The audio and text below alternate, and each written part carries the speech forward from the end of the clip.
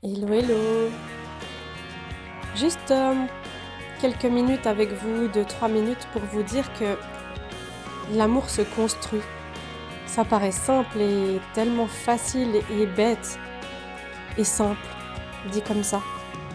Souvent, on est éduqué aux contes de fées, aux histoires de princesses, de princes charmants. Encore dans notre génération,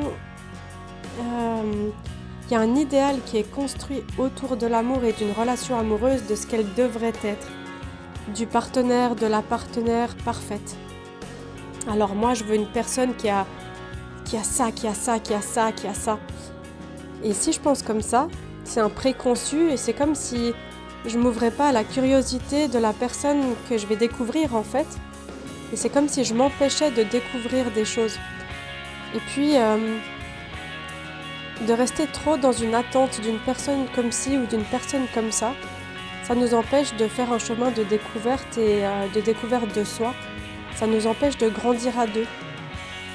Et puis une fois le cocktail amoureux, le coup de foudre passé, si on a eu le coup de foudre, parce que parfois on ne l'a pas, mais en tout cas, dès les débuts de la séduction passée, l'amour se construit. C'est une épopée, c'est une découverte.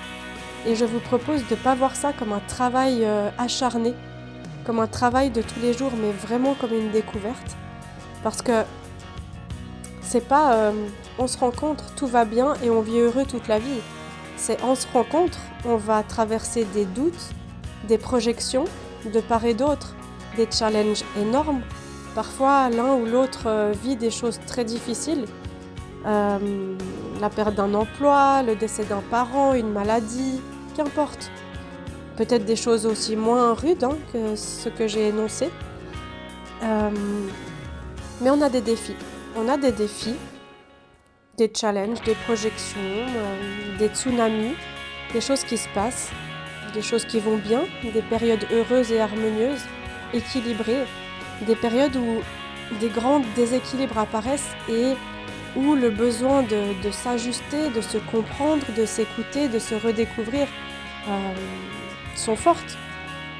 Et c'est vraiment de voir cette relation, que ce soit les relations amicales ou en amour, de les voir évolutives, de les voir évoluer dans le temps. Ce que vous souhaitez au début d'une relation, c'est pas forcément la même chose 6 mois après ou 3 ans après, dans la même relation.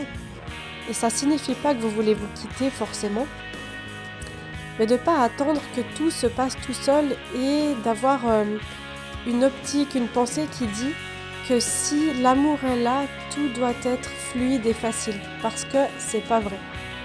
C'est pas vrai parce que tout simplement, on n'est pas l'autre. Tout simplement, on va penser, ressentir, vivre des choses différentes. Et ça s'ajuste. Ce qui est chouette, c'est de pouvoir tendre vers un équilibre dans le temps, de se comprendre de plus en plus, de rire ensemble des peurs, de trouver des astuces, de trouver des compromis, de s'écouter, de se découvrir. Et ça, c'est une super belle aventure. Mais d'oublier l'idée que vraiment l'amour doit être comme ci ou comme ça, et que surtout il va être parfait et que tout va toujours se passer naturellement sans avoir un petit effort. Un petit effort, ça peut être une réflexion à faire sur soi-même. Ça peut être de laisser exister l'autre, de voir qu'on ne va pas changer notre partenaire. On va pouvoir lui proposer des manières de voir les choses, d'être différemment. On va pouvoir lui exprimer ce qu'on ressent, mais on ne va pas pouvoir changer l'autre et on ne va pas pouvoir évoluer à sa place. On ne va pas pouvoir faire un chemin de développement personnel à sa place. Par contre, on peut le faire pour soi et on peut proposer à l'autre de le faire. On peut cheminer l'un à côté de l'autre en se regardant évoluer avec amour, avec patience, avec tendresse. Et puis, de plus en plus, être soi. Et être avec une personne qui fait un chemin qui ressemble au nôtre, qui a des valeurs communes, qui a des projets en commun, qui regarde dans une direction qui ressemble à la nôtre. Ça, on peut faire.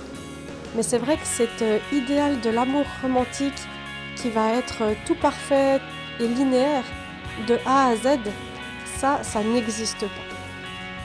Et c'est important et j'avais vraiment envie de vous donner ce petit message aujourd'hui. Parce que plus on est dans les attentes, plus on est dans les frustrations aussi. À tout bientôt!